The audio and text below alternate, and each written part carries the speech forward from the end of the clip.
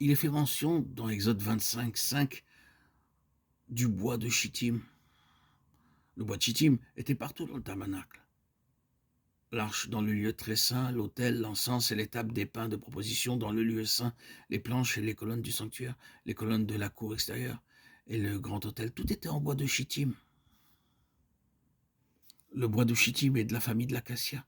Si vous examinez le bois d'acacia, vous verrez qu'il n'est jamais droit. Nulle part vous ne trouverez une branche droite. C'est un travail très difficile que de faire une planche droite du bois de Chittim. Cependant, toutes les planches du tabernacle étaient droites. Ce qui était courbé fut rendu droit. Comment cela s'est-il produit? Le bois de Chittim utilisé dans le tabernacle était de l'acacia noire qui pousse uniquement dans les contrées désertiques d'Arabie. Ce bois de Chittim est dur, résistant, lisse, sans nœuds et très beau. Il est si dur et si solide qu'il en est presque incorruptible et si grand que des planches de 12 coudées de longueur peuvent en être débitées. Quelle merveilleuse image de notre Seigneur Jésus-Christ. Il n'y avait rien de court, ni déviation, ni corruption en lui. Cependant, il poussa comme une racine dans un terrain desséché. Ésaïe 53, 2. Nous sommes tous par nature tordus. Nous pouvons paraître extérieurement bons et justes, mais intérieurement, nous sommes tortueux et notre Seigneur devint comme un bois de Chittim pour nous rendre droits. Bien que vous puissiez être une fille ou un garçon intelligent, Dieu sait que vous êtes tordu. Nous avons tous quelques perversités en nous.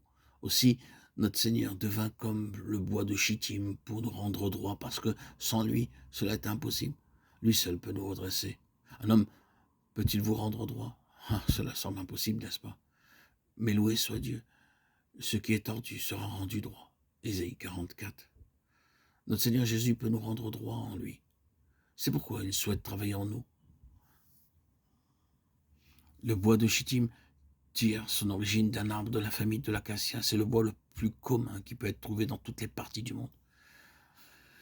Que vous alliez au nord ou au sud des Indes ou dans n'importe quelle partie chaude du monde, vous trouverez en abondance du bois d'acacia et du bois de Chittim. Pourtant, il est très peu utilisé, sinon comme bois de chauffage.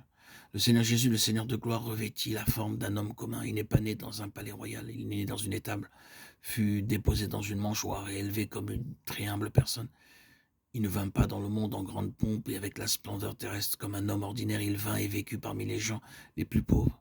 Lorsqu'il parlait, il le faisait avec autorité. Marc 1, 22, Jean 7, 46.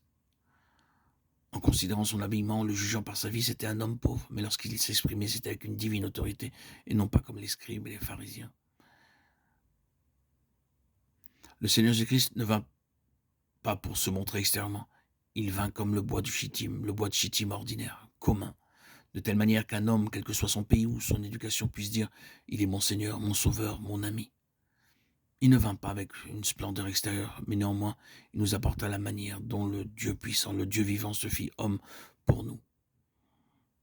Philippiens 2, 5, 9. Et le bois de Chittim nous parle de cette manière. Notre Seigneur savait ce que signifiait être pauvre. Il savait ce que signifiait aller sans nourriture.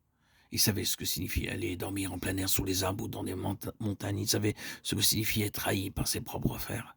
Il savait ce que signifiait être rejeté par ses propres amis. Il savait ce que signifiait être injurié, accusé faussement. Il savait ce que signifiait être appelé Belzéboul, le prince des démons. Il savait parce qu'il a dû être rendu semblable en toutes choses à ses frères afin d'affronter pour eux la tentation, l'épreuve. C'est pourquoi nous pouvons lui dire dans nos chagrins, car du fait qu'il a souffert lui-même et qu'il a été tenté, il peut secourir ceux qui sont tentés. Hébreux 2, 17, 18. Frères et sœurs en Christ bien-aimés, chers amis auditeurs, auditrices, remercions notre Dieu Tout-Puissant, Christ, Jésus, pour la leçon du bois de Chittim.